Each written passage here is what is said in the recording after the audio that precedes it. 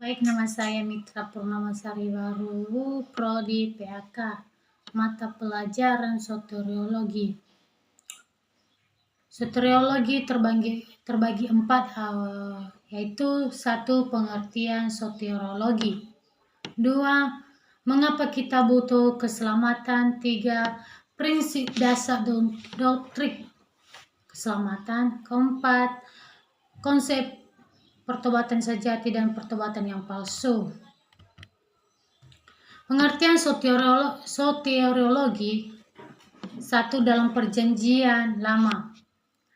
Yahya, varia bentuk kata Yesus, Yesa, Yohan, meluaskan tempat keadaan, bebas dari tekanan, membesarkan kata-kata Yasa merupakan lawa kata dari melimpah bungkus, menghalangi memeras, menekan, kata-kata menggambarkan pengalaman keselamatan, yang misalnya pembebasan dari pemudakan Mesir, pelepasan musuh.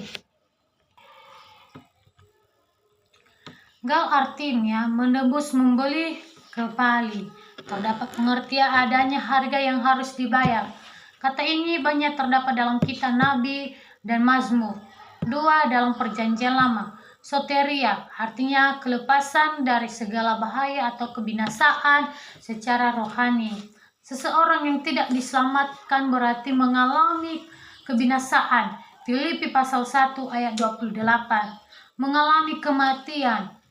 2 Korintus pasal 7 ayat 10, atau mengalami murka Allah. 1 Tesalonika pasal 5 ayat 9. Kata soteria paling sering dipakai untuk menerjemahkan istilah perjanjian lama, Yashak. Sojo artinya menyelamatkan, memulihkan, menyembuhkan sepenuhnya. Sojo hasilnya dari tindakan menyelamatkan, memulihkan, dikatakan dan tersedia. Tindakan menyelamatkan, memulihkan, dikatakan akan tersedia untuk semua manusia. Timotius pasal 2 ayat 11, yaitu mereka yang taat kepadanya. Ibrani pasal 5 ayat 9. Di dalam dan melalui Yesus Kristus. Lukas pasal 19 ayat 10, Rasul pasal 4 ayat 12. Jadi kata soteriologi merupakan ajaran doktrin tentang keselamatan. Bagian B yaitu mengapa kita butuh keselamatan. Ada 4 fakta rohani intisari Injil, yaitu 1, semua manusia telah membuat dosa dan patut dihukum karena dosa-dosanya. Roma pasal 3 ayat 23, Roma pasal 6 ayat 23, Yesaya pasal 59 ayat 2. Kesadaran yang ingin dicapai, saya telah membuat dosa dan patut menerima hukuman maut karena dosa-dosa saya. Dosa adalah pelanggaran terhadap hukum Allah. 1 Yohanes pasal 3 ayat 4. Akibat dari dosa ialah kerusakan total pada diri manusia serta kematian rohani. Kejadian pasal 6 ayat 5, Mazmur pasal 14 ayat 3, Roma pasal 7 ayat 14 sampai 20, Efesus pasal 4 ayat 9 ayat 17 sampai 19. Kerusakan total pada diri manusia itu dapat kita lihat pada beberapa aspek, yaitu 1, kerusakan relasi dengan Allah. Ada beberapa hal yang menunjukkan rusaknya relasi manusia dengan Allah, yaitu bagian A, manusia menjauhkan diri dari persekutuan dengan Allah. Tidak ada kemauan untuk berjumpa dengannya. Kejadian pasal 3 ayat 8 sampai 19. Bagian B itu manusia yang berdosa itu juga tidak berterus terang kepada Allah dalam mempertanggungjawabkan perbuatannya. Kejadian pasal 3 ayat 100 ayat 12 sampai 13. Bagian C itu manusia membenci Allah. Keluaran pasal 20 ayat 5, Ulangan 7 ayat 10, dan juga sebaliknya, Allah membenci orang yang berdosa. Bagian D, manusia mengalami kematian total, yakni kematian fisik dan kematian rohani, yang selanjutnya terancam pada kematian kekal. Kematian merupakan hal baru yang muncul ketika manusia jatuh dalam dosa. Nomor 2 itu kerusakan relasi dengan sesama. Manusia mengalami gangguan sosial dalam kehidupan pernikahan, di mana timbul rasa malu antara Adam dan Hawa. Hal ini merupakan refleksi dari batin, tertunduk pada rasa bersalah. Kejadian pasal 3 ayat 7. Selanjutnya relasi dengan yang lain pun terganggu. Nomor 3 itu kerusakan relasi dengan lingkungan hidup. Penderitaan menjadi bagian dari pelajaran hidup manusia. Adam dan makhluk lain semula mudah diatur memusuhi dan melawan manusia. 4 yaitu akibat dosa pada diri orang yang berdosa itu sendiri.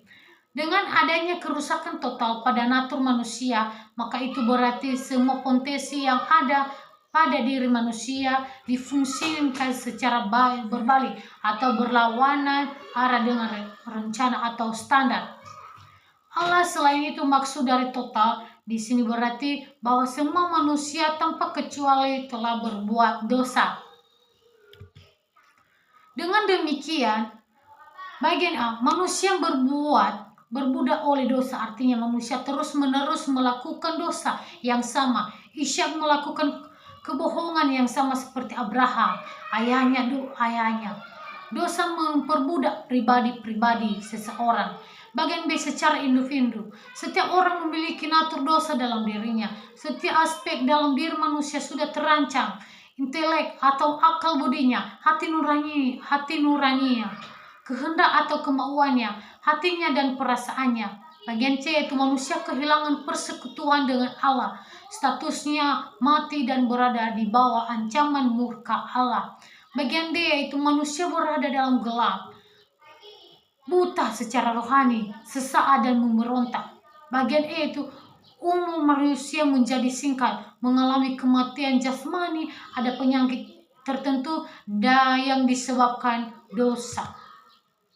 Bagian C yaitu mengapa kita butuh keselamatan.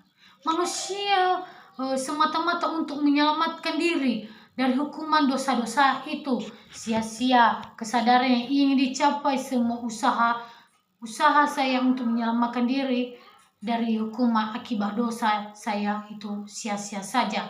Manusia selalu berusaha untuk mendapatkan keselamatan melalui berbagai cara yang diusahakannya. Contohnya, pemuda kaya bertanya pada Yesus tentang apa yang harus diperbuat untuk memperoleh hidup kekal.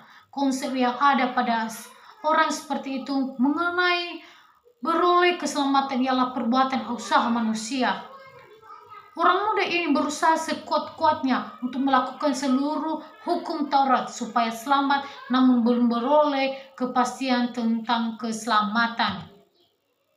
Kebenaran yang dimiliki orang muda kaya ini sama dengan yang dimiliki para ahli Taurat dan orang Farisi. Kekurangan dari pemuda kaya ini adalah mengingkatkan diri pada hartanya dan bukan pada Allah. Itu sebabnya ia pergi meninggalkan Yesus karena banyak harta yang tidak bisa ia lepaskan. Alkitab menegaskan bahwa keselamatan adalah pemberian atau anugerah Allah, bukan hasil usaha manusia. Efesus pasal 2 ayat 8 sampai 9. Keselamatan itu diberikan cuma-cuma, bukan berarti murahan. Justru karena amat mahal dan tak bayar oleh apapun, maka itu harus dianugerahkan keselamatan, karena iman kepada Yesus adalah keselamatan yang sifatnya memberi sebagai wujud kemenangan Yesus terhadap maut. Mengapa kita butuh keselamatan? Yesus Kristus adalah satu-satunya jalan keselamatan. Kesadaran yang ingin capai, saya tahu bahwa keselamatan dari hukuman dosa saya hanya dapat diselesaikan melalui Yesus Kristus saja sesuai ketetapan Allah.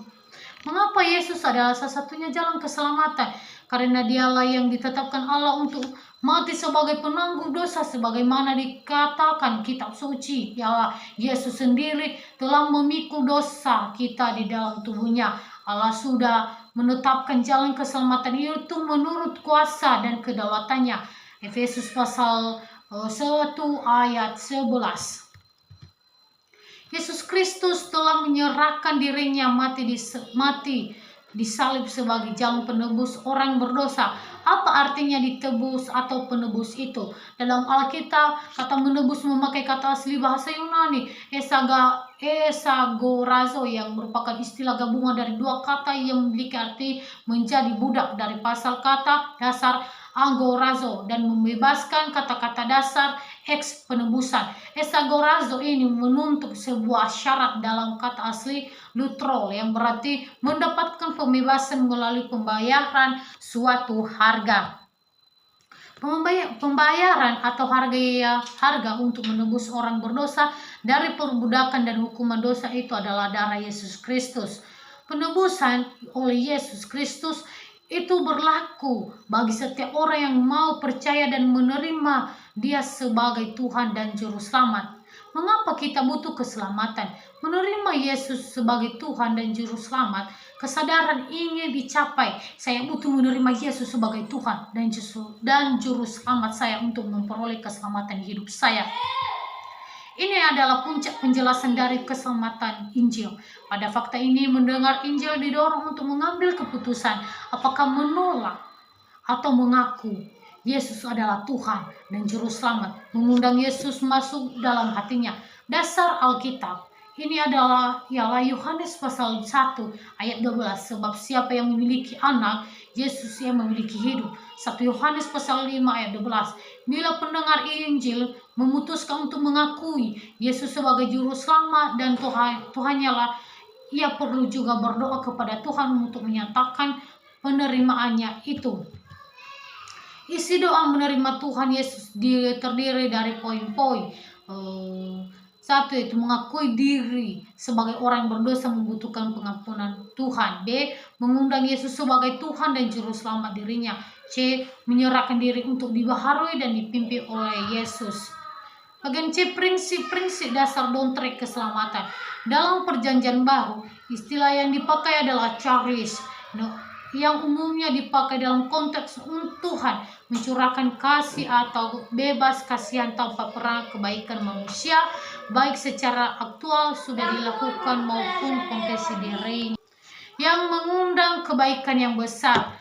Konsep anugerah itu terbagi dua.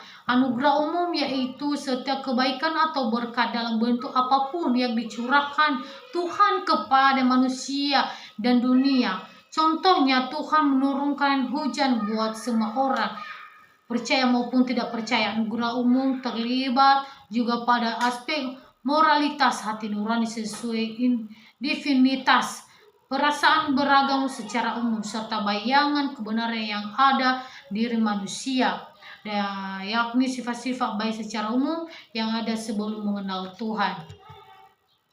Anugerah khusus yaitu pemberian Allah dan cuma-cuma melalui pribadi dan karya penebusan Kristus yang menyediakan jalan keselamatan. Konsep pertobatan bagian D, konsep pertobatan sejati dan pertobatan palsu. Istilah dalam Perjanjian Baru yang digunakan untuk pertobatan adalah metanoia. Akar kata dari meta yang berarti after, beyond, dan nous yang berarti pikiran, sikap, ketetapan hati, kesadaran moral. Metanoia berarti satu perubahan dalam pikiran atau hati manusia yang menyangkut satu berpalingan dari arah ke arah yang berlawanan dan bukan sekedar meninggalkan satu atau beberapa perbuatan jahat. Itu sebabnya pertobatan dalam iman Kristen disebut juga perpalingan konversion. Pertobatan bisa saja dinyatakan palsu atau bukan pertobatan yang sejati karena adanya kekeliruan yang dipahami sebagai pertobatan. Satu, orang yang bertobat karena adanya rasa takut atau teror. Maksudnya yaitu orang yang berdosa yang hanya hatinya merasa menyesal sesaat, tetapi kemudian setelah hati nuraninya tenang kembali, yang menjadi biasa atau kembali lagi ke perbuatan itu. Orang yang berusaha menyelesaikan dosa secara pribadi tanpa campur tangan Allah menyangka bahwa dirinya sudah bertobat. Orang yang merasa sudah bertobat melalui cara meninggalkan dua kebiasaan buruknya yang berhubungan dengan dosa. Terima kasih paparan materi yang saya sampaikan. semoga menjadi berkah dan bisa menjadi pedoman di dalam kehidupan kita, bagaimana Tuhan Yesus Kristus mati di kayu salib karena dosa-dosa kita, bagaimana kita bertobat untuk menyerahkan diri kita kepada Tuhan Yesus Kristus. Semoga pertobatan yang kita lakukan ini tidak sia-sia dan bisa saja terjadi pertobatan yang baik di dalam hidup kita, tetapi bukan menjadi pertobatan yang palsu saja. Terima kasih, shalom.